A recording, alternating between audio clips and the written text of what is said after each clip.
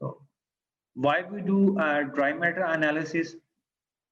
Feedstuff, they vary in their water content. So with the help of this oven or drying or different techniques, we get rid of that water or we remove all water from the samples. The reason being to express the nutrient content on a consistent basis across the samples. Like if we have a three sample, one is containing 12% moisture and the other is containing 10 and the third one is containing 8% moisture. So we cannot compare those samples. The reason being the sample where moisture content is 8% that contain 92% dry matter. It means all the nutrients they are present in 92 parts of that sample. Whereas the other sample which is having 12% moisture, so that contain all the nutrients in 88 parts. So if you get a percentage on dry matter basis, even if they are having the same nutrient content, you will get a different values when they are on a 100% dry matter basis. So that's the reason for proper comparison purpose, we should go for drying the samples. Otherwise, the values, if we are using on as fed basis, they could not be comparable. The reason being of the moisture content. So dry matter versus as fed, this is the basic difference. If you are feeding stuff as such, its nutrient content will be different on dry matter basis. So dry matter bases are the best basis to compare and to even present the nutritive value of different feedstuff, even in a books or even on any side. So that can be used for comparison purpose. Methods of dry matter determination. There are different methods of dry matter determination. This material has been taken from some site. Here are four methods they have been discussed. So the choice of method basically depends on the type of feedstuff or the purpose of drying the sample. Like if we are just going to determine the dry matter contents, then we can go some different way. But if our objective is to determine the dry matter content and then to run the sample for further analysis, then we have to go for some different technique or some different methods can be used. So here first method is drying at 100°C. So most of the mixed feed hay range grasses where dry matter contents are between 85 to 99%, we can use this method. But if we have high moisture feed or fermented feed stuff, then freeze drying or sonification are the best method. If we are having meat or tissue samples, then vacuum drying is the best technique. We will discuss the techniques one by one, which we commonly use in animal nutrition lab for the determination of dry matter content. The first one is oven drying. So there are two different temperatures at which we can get our sample dried. The first at low temperature drying and the second is at normal temperature drying. Low temperature drying is recommended when our objective is to use the same sample for protein, fat, or other determinations. But if our objective is just to know the dry matter content of the sample, then we can place sample at 105°C. So why we use this 105? Because our objective is just to know the dry matter content, and at high temperature, we can determine dry matter in a short time. The first thing, and low temperature drying, when we are going to go further analysis, we use the low temperature because at low temperature, the volatile substances, they remain intact, they do not get volatilized. Second is vacuum drying. Vacuum drying is defined as the technique where removal of liquid material from a solution or mixture is under reduced air pressure. So this results in drying at a low temperature than is required at full pressure. So particularly when we have the samples with some volatile substances or some functional properties substances, then we prefer this vacuum drying, because at a low temperature, by reducing the air pressure, we can get our sample dried. We have the vacuum drying oven in our lab. Vacuum dryer is available. Freeze dryer, they are also available in our lab. So the freeze drying, it works by freezing the material and then reducing the surrounding pressure and adding enough heat to allow the frozen water in the material to sublime directly from solid phase to the gas phase. So in freeze drying, what happened? We reduce the surrounding pressure at a low temperature. So the liquid material is converted into solid material. So it becomes frozen, and then it is directly converted into gas phase. So that result in drying of the sample. So this is a very good technique, particularly if we have a very volatile substances and our objective is to determine those volatile substances in a feedstuff. So the freezing temperature, they are between -50 degrees Celsius to -80. Usually -80 are commonly used for freeze drying. Then distillation with toluene, particularly uh, silage samples which contain volatile fatty acids, they are usually dried by using this toluene method. So this is known as distillation with toluene. Because if we put silage sample in an oven, then volatile or via phase, they get volatilized, and we could not be able to determine those substances. Last one is a rapid moisture testing equipment. These equipments are for field use particularly, or when you need a very quick result, then you can use this rapid moisture testing equipment. A number of or different types of hydrometers, they are available in the market. Here you can see there is a moisture meter, but keep in mind these moisture meters or hydrometer, they are very quick in their results, but sometimes they have a variation in the results of the same sample. The reason being they need calibration. Once they are well calibrated with the type of feed stuff, with the type of grain, then we can get very accurate values.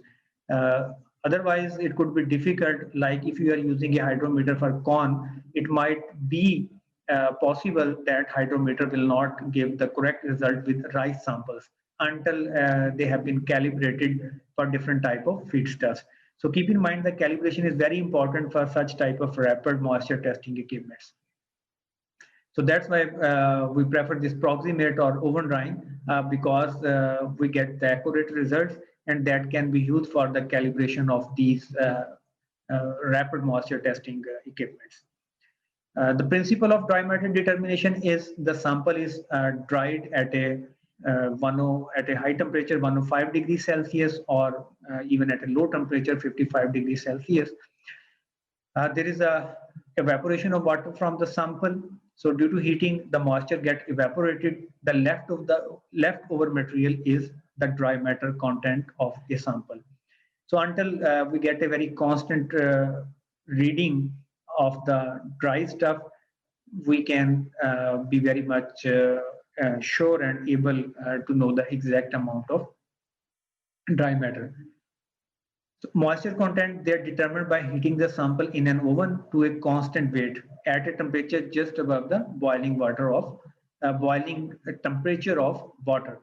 So the weight loss during drying represent the moisture content, and the residual weight of the feedstuff represent the dry matter. What is required for the determination of dry matter? There is a need of a drying oven if we are using the technique of oven drying. Otherwise, we need a vacuum dryer or freeze dryer. Second, we need the glass dish or aluminium dish for placing the sample in the oven.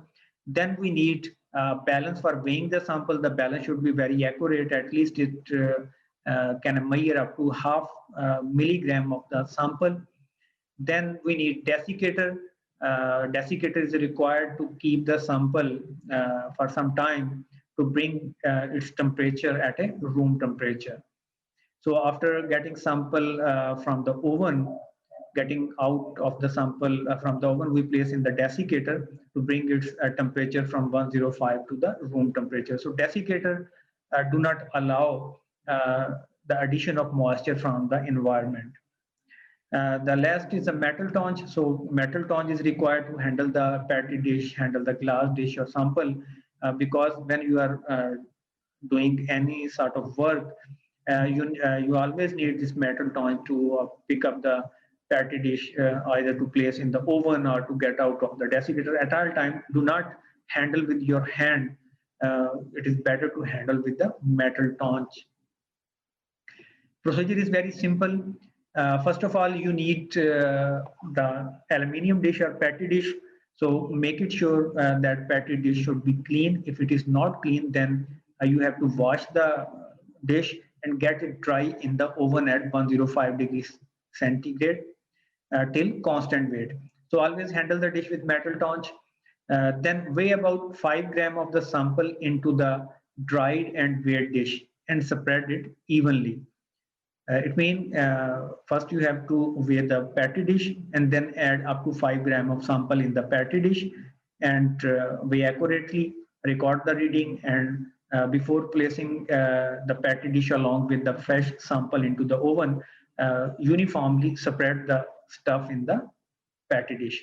Then place that patty dish in the oven. So keep in mind the oven should be preheated to 103 or 105 degrees Celsius.